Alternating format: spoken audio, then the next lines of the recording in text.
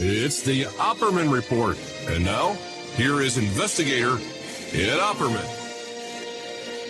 Okay, welcome to the Opperman Report.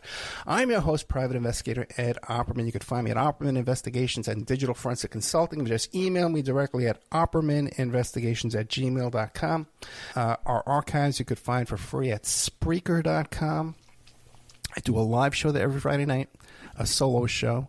We put up the new content, the podcast content, every Friday night. On Spreaker.com at 8 p.m. It starts 3 hours of live, brand new content. And if you go there and you look up John Hankey, and if you look up a Breakthrough, you'll find our guest today, our previous shows we've done with him. He's also done a couple of shows with a guest host about the JFK Jr. assassination, well, the plane crash, I guess. I guess we'll call it the plane crash. We'll call it the thing. You can find the new film Breakthrough at darkroom.film. Darkroom.film is where you could find that. But if you go to IMDb, look up John Hankey, you could find all his films. We had him on once before previously. Talking about one of his films called Is Trump for Real? And then Dark Legacy, and then Dark Legacy 2, and then JFK 2, The Bush Connection. All these great films we've had with John Hankey. We had him on last week. We had him come back. I did some research. I thought maybe the St. John Hunt clip that he had was from one of my interviews. It turns out it was not. I went back and checked on that. But Mr. John Hankey, are you there? Hey, Ed, how's it going? We're back. And it's not like we've been talking for a half hour before the show, right? How you been, John Hankey? Remind the audience, though, who is John Hankey? Well, I didn't mention this the last time I introduced myself. I had a 3.97 in grade point average in college, and I did the last 3 years in 1 year. I'm a scholar. I've always been a scholar, but I taught for LA Unified School District in the poorest high schools, that is to say, the most economically disadvantaged schools in the city, which means in the country, for 30 years, and learned so much from my students. Excuse me. And at a certain point, I got hit in the head. Oh, my goodness. Well, I'm teaching these kids, right? And Walter Cronkite did a thing on PBS called Who Shot President Kennedy? And I watched that. Oh, well, when I used to say that when I was 20 years old, I dropped out of college to get an education. And because the Vietnam War was raging, and I didn't feel like I was learning relevant stuff in college. Yeah, but let me stop you for a second. John Hankey, you were 20 years old when JFK was killed? Oh, no. I was in the 6th grade. Okay, yeah. I was 20 years old when I dropped out of college, and a friend of mine showed me the Zapruder film, which is the film that the CIA decided to release of Kennedy's driving down the street, Elm Street, and getting his brains blown out the back of the limousine. It's very, very prominently featured in the movie JFK. Well, it turns out. But the point is that I saw that, and the next day I went down to the library and got out every book they had, which was like two. One written by Mark Lane and the other by Jim Garrison. And I went to UCLA, and, in front of I did a presentation of the Zapruder film and the evidence that Mark Lane had dug up. And I went to UC Santa Cruz, which is where I dropped out, and in front of several hundred people, put on a presentation. And I went to my old high school, and my favorite teacher let me take over his classes for the day and did these presentations. And this is when I was 20, so I was very, very, very serious about this stuff. When I was 20, that would have been like 1972. So I've been doing this very, very, very seriously since 1972. And if I'm teaching school, and I'm going to be teaching about this stuff. I'm teaching high school. I'm going to be teaching about this stuff. And Walter Cronkite did this thing for PBS that was just a spectacular piece of garbage. And I used it. I put together a week-long lesson for my students in which we studied the way in which media lie to you, the various ways in which, the media lie to you. And one of Cronkite's favorite things is to show you something and then tell you that you didn't see it. But in this particular video, early in the video, he shows a drawing a fake drawing of the back of Kennedy's head with a small exit wound, and then he goes into and talks about how the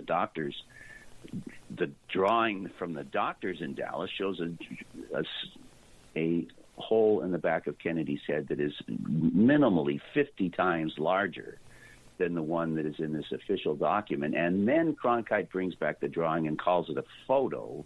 And who are you going to believe? The doctors who are under all sorts of pressure, or this photo? Anyway, so it was a very good lesson, and that's how I got into this stuff. I was more or less, I was happy doing what I was doing. I thought it was very constructive. And when John Kennedy Jr.'s plane went into the water, and the Boston Globe in an angry headline on the front page, and not the biggest, but the headline of the article that was on the front page was angry about how the FAA and the Air Force had delayed the search for 15 and a half hours.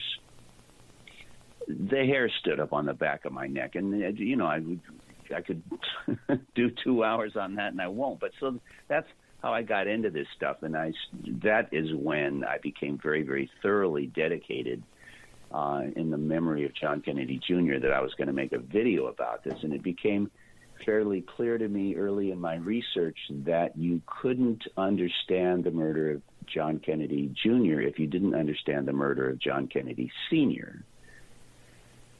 And so I had heard a reference to a Nation magazine article about an FBI memo written by J. Edgar Hoover 5 days after the assassination. The title of the memo is Assassination of President John Fitzgerald Kennedy.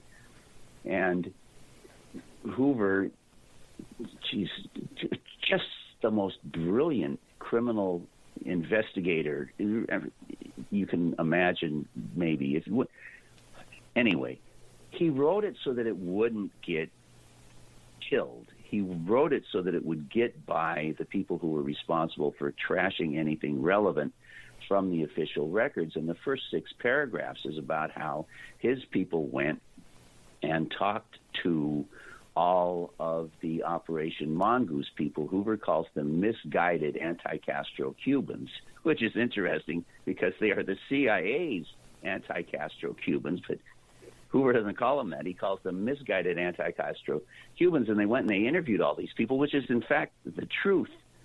They did go and interview all these people and got them to admit that they had been in Dallas, which they had all been. And then in the last paragraph, he didn't put that in the memo. In the memo, he says, they were all terribly saddened about the murder of President Kennedy.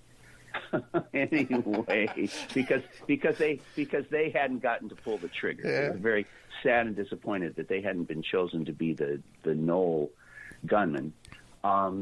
And then in the last paragraph, it says this was relayed to Mr. George Bush of the Central Intelligence Agency.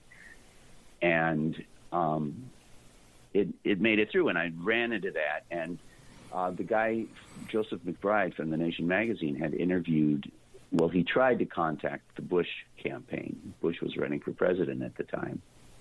And Bush claimed it was not him. And so McBride responds, well, then where were you the day Kennedy was murdered? And Bush doesn't remember. That's his official response, is that he was somewhere in Texas, but he doesn't remember. I can tell you, I can take you to the desk I was sitting in the 6th grade when the principal came to the door and told the teacher that the president had been murdered. And, these are Catholic nuns. They're rooted in Ireland, right? This was an order that came from Ireland. And so Kennedy was, the next one small step down from Jesus in their eyes. And they were just devastated by this. But so the point is, everybody remembers. Yeah. And in your film, Breakthrough, right? You. That where people can find at darkroom.film, you also say that George Bush was actually arrested at the scene of the assassination in Dealey Plaza. Well, we're going to get to that, but yes. I thought we'd go through the shooters in order. Okay. And I apologize for taking the long way around, but So let's get to the shooters. And I think that you have to begin that story with looking at James Angleton. And James Angleton was the head of CIA counterintelligence. So that if a CIA agent, for example, was planning to kill the president, it would be Angleton's job to find them beforehand and to stop them, right? I mean, that's what counterintelligence is. If this agent were a Russian, right, if the agent was doing this for Russia, it would have been Angleton's job to catch them. I believe that it would have been his job to catch them no matter what they were doing if it was not what they were supposed to be doing. But, right, I mean, he had a huge operation at his disposal, and he had a file on Oswald. And the reason that he had a file on Oswald, and it's all in the movie, so let me suggest that people watch it to get the full background, but the reason he had a file on Oswald is that Oswald was a CIA agent. And it's also very, very clear that when Oswald defected to Russia because they sent him, and he came. I won't go into the long story of why they sent him, and he got tired of it and he came back. And when he came back, he just the FBI. Geez, you can read the interviews of the FBI agents who intercepted Oswald after he had come back, and they're very, very, very, very friendly. They liked Oswald. He liked them. They told him that he could be their agent, and he agreed. So, right, Wagon, and I won't go down that long and what important role. But so Oswald was working for the FBI. It's very, very, very, very clear. There's just a wealth of evidence. But he was also working for Angleton. It's very, very clear. Everybody wonders. There's this guy, George de Mohrenschildt, who's a millionaire oil man who's also very CIA connected. And de Mohrenschildt took Oswald to Dallas and introduced him to all the Russian defectors who were living in the Dallas community. And that would have been Oswald's job, is to present himself to these guys as a pro-Russian defector, and to try to lure any of them that were in fact Russian agents to contact him. That would be totally Angleton's modus operandi. And he had a file on Oswald. But when the Congress has had a number of investigations, and when Clinton got elected president, he came in with a landslide in Congress as well, and that Congress opened up an investigation into the Kennedy assassination. And Dulles was called in, Dulles sent a secretary in, and the secretary revealed the fact that Angleton had a file, I think it's a 302 file that I don't know if it's got in his stuff, right? That Angleton had a file on Oswald. And if you delve into it much, much deeper than anything they're going to hand you, the file number indicates that he was an operative. Anyway, but they revealed this to the assassination's investigation. The Senate, I don't know if remember if it was Senate or House because they both had one. But the CIA revealed this, and Angleton felt like he was being set up, that they were going to blame the assassination on him. So he wrote a memo, and he leaked it to Joseph Trento, and he leaked it to Spotlight Magazine, Vincent Marchetti, at Spotlight Magazine, and they both printed it. And Marchetti was kind of a questionable person, so they sued Marchetti for slander. They didn't sue Trento for slander because they'd have been sorry if they didn't, and I think they ended up being sorry that they sued Spotlight Magazine because they ended up hiring Mark Lane, the guy who had the most important, the original and arguably most important JFK assassination investigator that ever was, and he comes in. And he gets to cross-examine Hunt. Anyway, the memo said that Hunt was in Dallas and was involved in the assassination. So there's a number of things to be brought up on this point. One of them is why Colonel Fletcher Prouty, who's Mr. X in the movie JFK,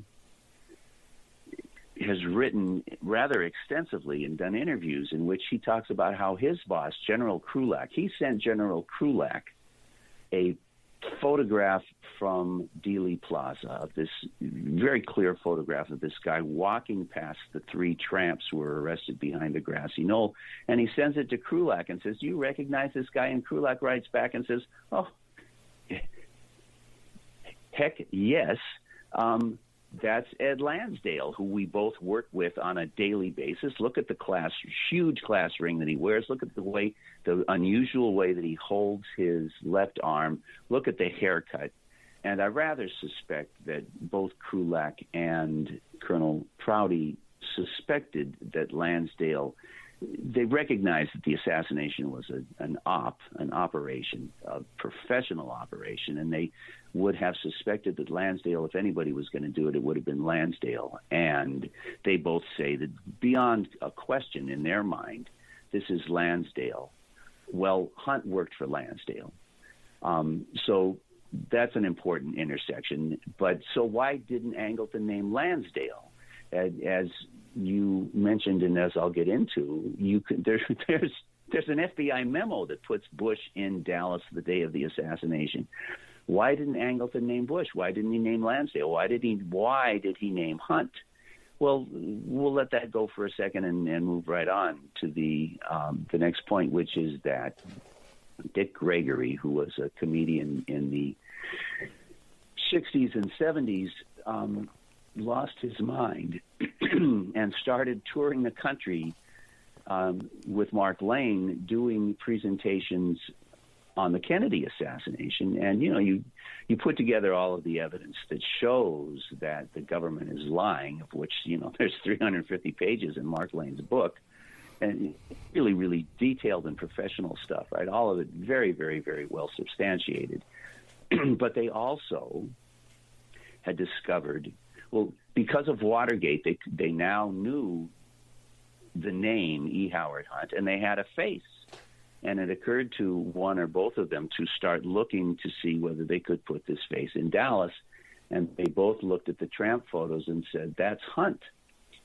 And frankly, I'm very, very mistrustful. You can ask half the guys in prison. If anybody in prison who's there based on an eyewitness ID saying, "Yeah, that was them," are likewise, I think, mistrustful of eyewitnesses saying, "Yeah, that face is the face that I saw." So I wasn't particularly overwhelmed by their suggestion. I was much more impressed by all the other evidence. But Hunt's son describes how he was in a phone booth in San Francisco, and he looked out the door of the phone booth, and he saw a poster on a telephone pole advertising Dick Gregory's coming appearance in San Francisco, and it had this Trump photo. And Hunt says he looked up at that photo and said, "Oh, my God, that's my dad." Well, I think people in the audience will be familiar that there are pictures of you that one from the other look very, very different, right? You take a picture and it doesn't – some pictures of you look very different from other pictures of you. And if you take an unusual picture and show it to someone who doesn't know you, they won't think that that's you. But if you show it to your son's going to look at it and say, "Oh, yeah, I've seen that look on my dad's face a million times. It's unusual, but I've seen his face a trillion times, and so, I recognize that." So Hunt's son recognizes him. That's a big deal. Nixon, if we're moving on to the next point, Nixon told Haldeman to tell the FBI not to investigate Hunt because you will uncover the whole Bay of Pigs thing. And Haldeman bothered to explain that meant the Kennedy assassination, that was code for the Kennedy assassination. So Nixon thought that Hunt's involvement in the Kennedy assassination was sufficient that he could use it to tell the FBI not to investigate Hunt. So I mentioned that, Spotlight magazine published the contents of the Angleton memo that said that Hunt was in Dallas and was involved in the assassination. And Hunt and the CIA sued for slander, and Mark Lane found Marita Lorenz. Marita Lorenz was famous. There's a movie and a book that she wrote and probably several other books that she didn't write, that the CIA recruited her, that she became Castro's lover before they recruited her. She became Castro's lover. I believe she became pregnant by him, and then the CIA kidnapped her and held her and subjected her to severe brainwashing for several months. And they succeeded in persuading her that it was Castro who was behind her kidnapping and Castro who was behind her abortion, and that she should then join their team. And Richard Helms, I believe in this trial, was forced to admit that Marita Lorenz was indeed one of their agents, and Mark Lane, the lawyer representing Spotlight Magazine, then puts Marita Lorenz on the stand, and Lorenz says that her boyfriend at the time, Frank Sturgis, she and Sturgis and a bunch of other mongoose, that is misguided anti-Castro Cubans, piled into 2 station wagons full of guns and drove into Dallas and went to a motel, and that at the motel, E. Howard Hunt walked in and started passing out maps and money. So Hunt was there. He was a leader. And Sturgis told Lorenz says, I'm getting out of here. She didn't want to be involved in the murder of the president. She had nothing against Kennedy. And she said, I'm getting out of here. And Sturgis said, no, don't worry about it. We are just decoys.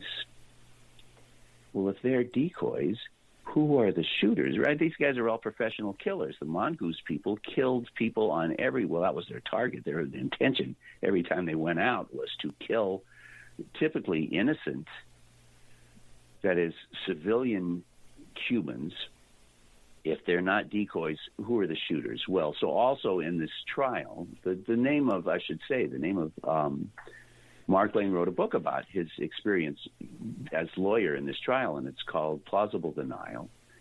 And in Plausible Denial, and I believe on the stand as well, Lane is able to show that Hunt has, during the period of time between the two events, the assassination and the trial, that Hunt had offered 5 different alibis of where he was the day that Kennedy was murdered, and all of them turned out to be lies.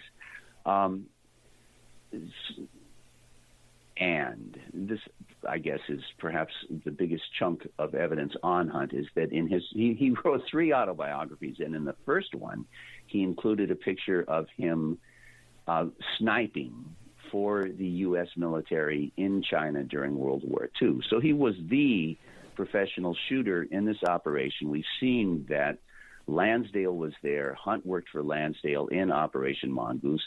Bush worked for Lansdale in Operation Mongoose, and I think we're ready to go into Bush. Real quick, Hunt's sniper skills, I could testify myself. We had his son on the show, and he talked about how when Hunt was in retirement, there were some chickens across the road he didn't like, these roosters that were making so much noise, waking him up in the morning, and he sniped them. Okay? I think even it was like a slingshot or something like that to kill these roosters, his neighbor's roosters, from quite a distance. So we've had that actual testimony here on the show. Well, you have it from Hunt. Yeah. Although this will surprise you not. After he was accused by Dick Gregory, he left that picture and his description of his activities as a sniper out of his subsequent autobiography. Let me ask you a quick question. Now, is this the same lawsuit as A.J. Weberman? Because I know A.J. Weberman also had a lawsuit with him. No. It's a different lawsuit. No, it is a different lawsuit. Gotcha. Okay. So Bush worked on Operation Mongoose, and if this was a 3-hour show, I'd go into the wealth of evidence establishing that fact. If you get your hands on Dark Legacy, which I think you can still buy on Prime. It used to be for free on Prime, and you can't download. They will not carry Breakthrough. They've refused to carry Breakthrough, but I believe you can still get Dark Legacy. Dark Legacy you can get for free on Freevee. If you go to imdb.com, look up Dark Legacy, Freevee. It's right there. You can pick it up right now and watch it right this minute. Also, Tubi. Well, It's free on Tubi too as well. So it's very, very free. Am I getting paid for that? I'll send you a check.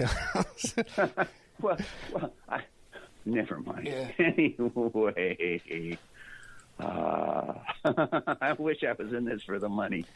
Anyway, where were we? Oh, that very, very thorough examination of all of the material establishing that, establishing that when Hoover said Mr. George Bush of the Central Intelligence Agency, he was in fact talking about George Herbert Walker Bush, because George Herbert Walker Bush was one of the officials leading the organization of these anti-Castro Cubans. It's interesting that any number of these anti-Castro Cubans have said that Bush was part of that operation, but there's all sorts of things that Bush has said, and letters that his father has written and signed, showing that Bush was very much a leader and a key player in Operation Mongoose. Anyway, so he and Hunt and Lansdale are tied together through that, and we already know that that Hunt and Lansdale were involved. And, one more time, props to J. Edgar Hoover for writing that memo naming Bush, tying him to the assassination. I mentioned that Bush lied to McBride and said that he didn't remember, and said that he was somewhere in Texas. So, that should heighten our radar to say, what is it that this guy's trying to hide? He told Agent Kitchell of the FBI, geez Louise, at 1:45 in the afternoon, Bush decided that he was going to call the assassination. Kennedy was shot at 12:30. It was announced that he was dead at 1, and at 1:45, Bush got through to Agent Kitchell of the FBI to tell him that some minor player was in his operation, had threatened to murder President Kennedy, and Kitchell notes date and location unknown, which I think I mentioned on the last show, that if you're a cop and somebody tells you something like this and then suddenly they don't remember when or where it was that they heard it, you are now looking at this person. They had been an informant until they said that, and now they're a suspect. Anybody who claims that, oh, yeah, so-and-so said they were going to kill the president, but I don't remember when or where that was, because, that sort of stuff doesn't impact me and doesn't get imprinted on my memory. You're lying. Yes, it does, and it would have if you weren't lying. And then Kitchell says that Bush told him that he was staying at the Dallas Sheraton Hotel. And it turns out that the Dallas Morning News had printed an article, probably on Tuesday, printed an advertisement that Mr. George Bush of Houston, who is an independent oil contractor, was speaking to an assembly of independent oil contractors at the Sheraton Hotel the day before the assassination. So Bush was there the day before. He was there the night of. We have documentation of that fact. And then you run into this thing that somebody pointed this out to me, and I didn't say anything about it to anybody for a year. I had to spend a year thinking and studying to make myself believe that this could possibly be the truth. Because I always thought that if you're a billionaire's son, you don't cook your own meals, you don't take out the garbage, you don't get your hands dirty. But it turns out, you find out if you study Skull and Bones, that one of the main requirements for being in Skull and Bones is that you have to commit a crime. You have to commit a crime. You have to get your hands dirty. And then I found a quote from Prescott, George H.W.'s father, saying that he felt that George H.W. expected everything to be handed to him on a silver platter, and he needed to get his hands dirty. Well, so that's what he was doing in Dallas. He was, as the mafia says, he was making his bone. And if you want to be a made man in the mafia, you have to kill somebody, right? The mafia leaders have to tell you, this is the guy you're going to kill, and you go kill him. and you come back, and you're now a made man, which means that you're in. You can't be fired. You can't be removed. If you get killed, your family is going to be taken care of. So, what Bush was making, he was getting his ticket punched to become president of the United States. He certainly didn't have any other qualification to get that job than the fact that he was involved in the Kennedy assassination. Anyhow, Jim Garrison is the main character of the movie JFK, right? He's a New Orleans district attorney who felt like he had to do something to pursue the killers of John Kennedy, and since nobody else was going to do it, he was going to do it. And one of the things that set him on this path is that he had called David Ferry into his offices because Ferry was in New Orleans. He had a connection to Oswald, and Garrison found this out, and he had his people investigate Ferry's movements on the day of the assassination, and then he called Ferry in and asked him questions about his movements on the day of the assassination, and Ferry lied from start to finish, and Garrison thought that that was extremely incriminating, and he contacted the FBI and said, I have this guy, and this is what he was doing, and I asked him about it, and he denied it all, and he's lying about all of it. And the FBI apologized to David Ferry, and Jim Garrison stopped in his tracks and said, what the hell? So Garrison found a connection between Oswald and Clay Shaw. I could do 20 minutes on Clay Shaw. I think that Clay Shaw was essentially innocent, but he was connected to Oswald, and Garrison was just trying to break open the investigation. Right, he wanted to be able to subpoena people, CIA figures, and ask them, and so on. Anyhow, he contacted the Dallas police, and he said, I would like copies of the arrest reports of any individuals who were arrested in Dealey Plaza that day. And the chief of police wrote back, you can't have them. And Garrison said, what? Because, he'd only been a prosecutor for, 20, 30 years. He wasn't used to getting that response from the police when he asked for anything.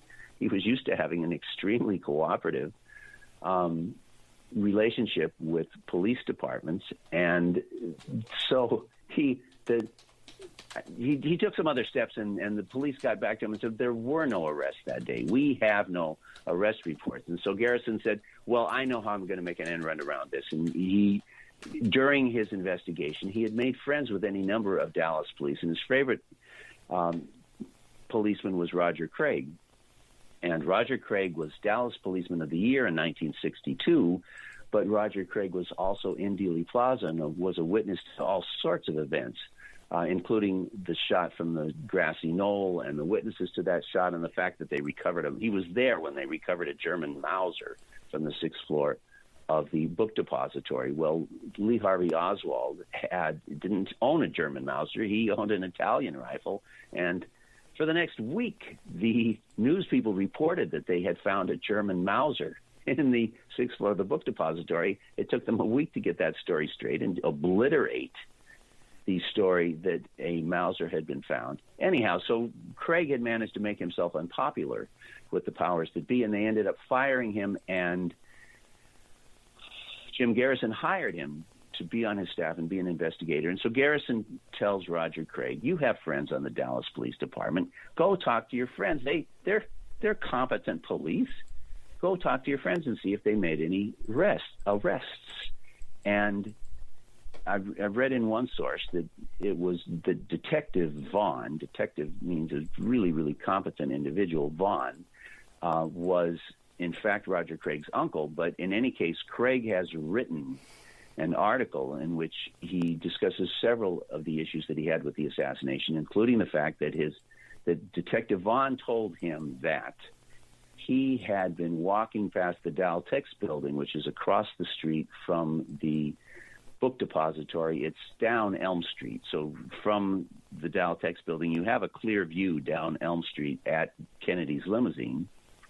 And that he walked past the Daltex building, and the crowd was just yelling and screaming, and called him over and handed him this individual who people in the crowd said that they had heard shots from the building, and that this guy came running out, and he looked guilty as hell.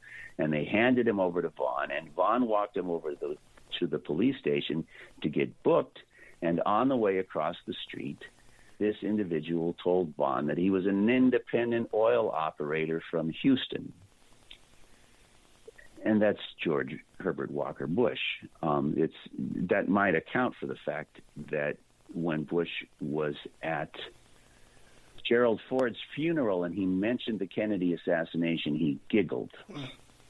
Anyway, so we have Hunt and Bush as, people are welcome to use their own judgment, but to my mind, it's really very hardcore stuff. That especially that they both worked for Lansdale and that Lansdale is there. That might be the most important evidence. Anyhow, on that same team of the highest ranking level of officials in Operation Mongoose, Lansdale is at the top. They answered directly to Robert Kennedy, by the way, but let's just go on. You also have David Morales. And David Morales is a very, very dark-skinned Cuban who was, as I say, at the highest level of Operation Mongoose.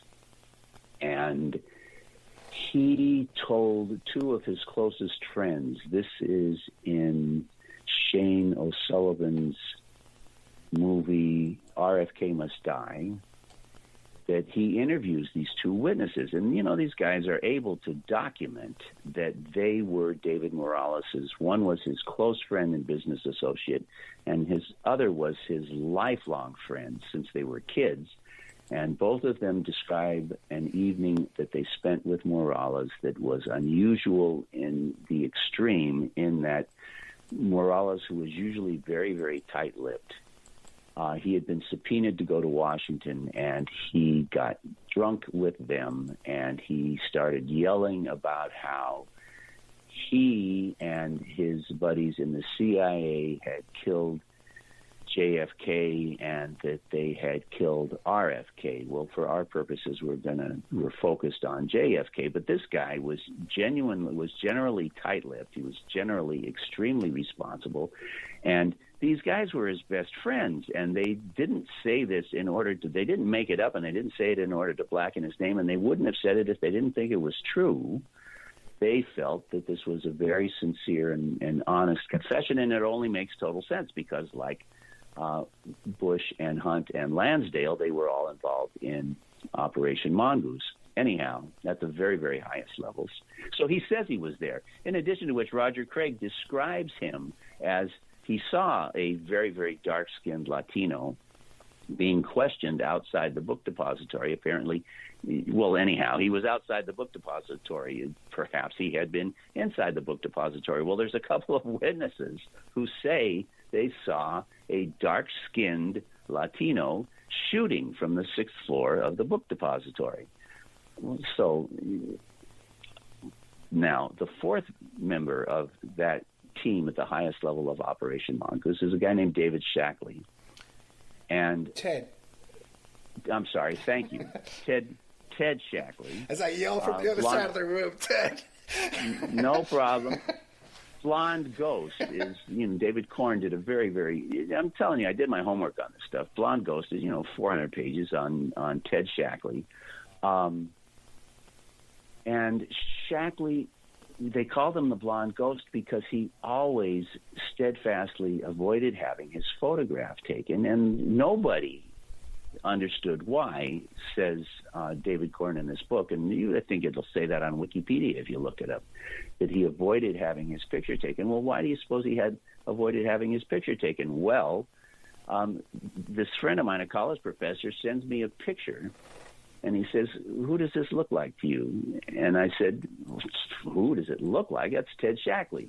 And the guy writes back and says, yeah, that's Ted Shackley photographed outside the book depository as he's being arrested by the cops. And I sent it to another college professor friend of mine who says, OMG, that's from the National Geographic collection of random videos that were shot that day in Dallas. And there it is. You get to see a video, and it's close up, and it's very sharp.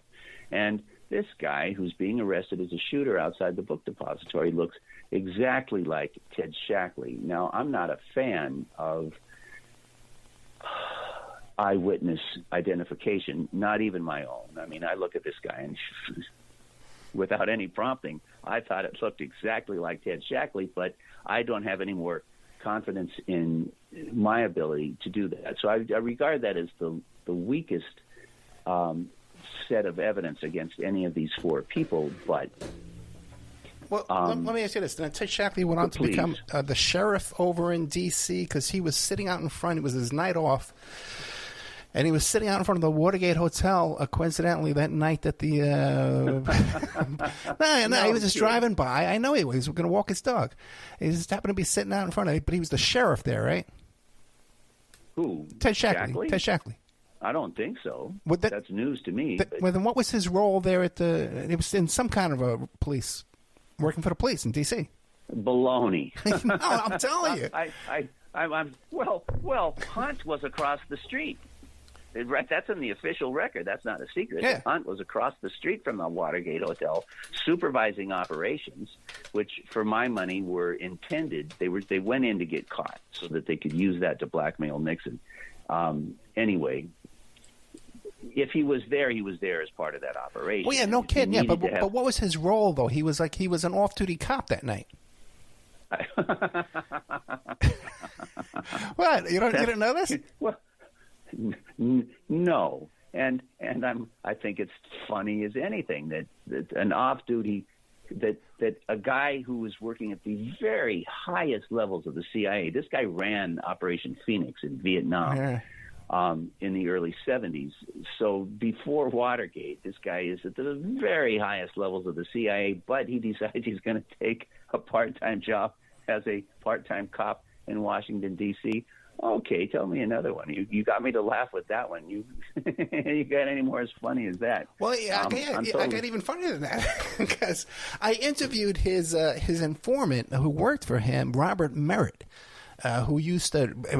Shackley was involved in some kind of operations too, where he used to sabotage anti-war protesters and those type of events, and dosing them with LSD using Robert Merritt. And I think, one of the only interviews with Robert Merritt that's even out there anywhere. Recorded interview. It's up in the members section. It's up in the Patreon right now. But his name's been coming up lately. I've been thinking about playing it for free. Well, the point that I was going to make is that people may have heard of the allegation that there's a photograph of George Bush standing in front of the book depository talking to a bunch of police people. And I look at that, and to me, it looks like a Bush double. I'll give you that it's a Bush double, but it doesn't look to me like George. It doesn't. Would never approximate an ID of George Bush based on that particular photograph. But he's got the suit and he's got the haircut, and I have the testimony of 100 different people that this guy is a Bush double if he's not Bush.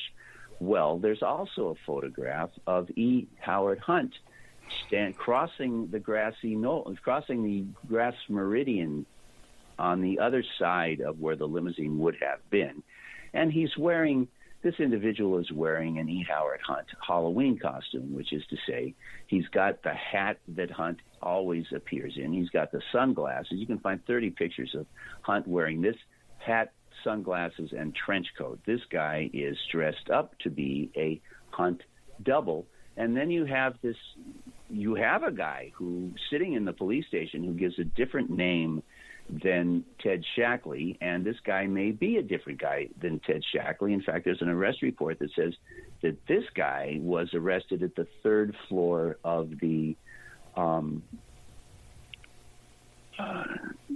was it the third floor of the Daltex building? That he wasn't arrested coming out. He was arrested in the third floor, and he was arrested because he was acting weird. He was walking around asking to use the phone call and just acting very suspiciously. And you have an independent oil contractor from Beverly Hills who did exactly the same thing and also got himself arrested. And I have had people who are allegedly knowledgeable, and for my money, I think that they're operatives. If they look at that arrest report and say, "Oh, well, that's the Bush character. That's the guy you think is Bush. That's the guy that Detective Vaughn said was from Houston. It's this other guy who Jim Garrison said was a fraud, that Jim Garrison said was a plant." The point is that these guys had, so this is not in my movie. You're getting exclusive stuff. There's a guy named Tosh Plumley who was a CIA pilot. Sure. And Plumley describes flying into Dallas, and I forget who he was flying in. It might have been Roselli. It might have been Giancana. He's flying in but the CIA and the Mafia had a very, very, very, very close relationship. The OSS and the Mafia had an integral relationship during World War II, right? The Mafia provided the OSS with operational information and maybe activities for their invasion of Sicily. So there was already a connection. And this guy, if I'm not mistaken, was wearing an officer's uniform, Plumley says. And he told Plumley that he was flying in because they were going to, that some CIA agents had gone rogue, and they were planning to kill the president, and he was there with a team to help break it up. And so it's my determination that if Hunt or Bush or Morales or Shackley had been positively identified as being in Dealey Plaza, they would then say that they were part of this team, and then they would then provide photographs of these doubles, right? Hunt has a double showing, I wasn't on the grassy knoll. I was standing on the grass meridian, and I was there to break up the assassination attempt by this rogue team. Bush wasn't in jail, having been arrested as a shooter. He was standing in front of the book depository talking to the police. And that wasn't Shackley who was arrested. That was some other guy. So to me, that's the strongest evidence against Shackley, that he has a double. If that wasn't Shackley being arrested outside the Daltex building, that was his very, very, very, very excellently and competently chosen double being arrested, because that guy looks exactly like Ted Shackley. Well, John Hankey, we only have about 4 minutes left. So who else had doubles there at Dealey Plaza?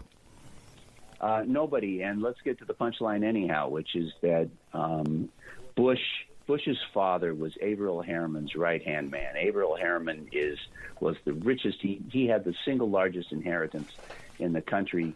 Hunt testified in the trial. Marita Lorenz testified in the Spotlight magazine trial that he worked for Averell Harriman. And Averell Harriman, it turns out, worked for Brown Brothers Harriman, right? He was part of this bank, Brown Brothers Harriman, and we could do a couple hours on Averell Harriman. But James Jesus Angleton, the head of CIA counterintelligence, said that he thought Harriman was one of the most evil people on the planet, and he was part of Brown Brothers Harriman. Well, Jim Mars, God bless his soul, told me, you look into Brown Brothers Harriman. This is 20 years ago. Told me, look into Brown Brothers Harriman, investigate that connection. Brown Brothers Harriman on their website says that they were bought out, taken over by the Bank of England in 1835. Well, the Bank of England was taken over by Nathan Rothschild. That's in Wikipedia in 1827. Right, Wikipedia tends to be right-wing and tell a very conservative story, but they tell you the story, I guess, because they couldn't possibly hide it anyhow. that in 1827 the Rothschilds took over the Bank of England, which took over Brown Brothers Harriman 12 years later, which took over Averill Harriman in 1932, who organized the assassination of John Kennedy and the cover-up and the CIA and Secret Service involvement and the military involvement in 1963. So I have all my life, I have discarded Lyndon LaRouche, right? I think is just garbage. And I've always put accusations against the Rothschilds in that category of anti-Semitic garbage, and I wasn't looking for it. But there it is. It's on the web. I did not expect to find this. I'm investigating Brown Brothers Harriman. I'm in the first 20, 30 minutes, certainly in the first 2 hours, and I find on their website that they were taken over by the Bank of England, and then I go to Wikipedia, and in 5 minutes in Wikipedia, I find out that the Bank of England was taken over by the Rothschilds. You know, boom, it's interesting. boom, boom. That Harriman's father was E.H. Harriman. If you watch the movie Butch Cassidy and the Sundance Kid, oh my God! There's a scene. Go, keep talking. There's a scene where the guy would rather be blown up with dynamite a second time rather than betray his boss, E.H. Harriman. The Union Pacific Railroad, right? You know, it's a great scene. The guy would rather be blown up. But we are out of time. The film we're talking about today is called Breakthrough. You can find it at darkroom.film. Our guest is John Hankey. And if you go to imdb.com, there's several films he's done along these veins here. I encourage you to check out each one. Dark Legacy you can find, like we said, for free on Tubi right now. Let me give my email. Oh, okay. I got it right here in front of me. The email is... X as in X-ray, J as in John, Hankey @gmail. And if I answer. If you write me with a serious question, I'm going to answer it. So... xjhanky @gmail.com. John, thank you so much. Thank you so much, Ed. Good night. Good night.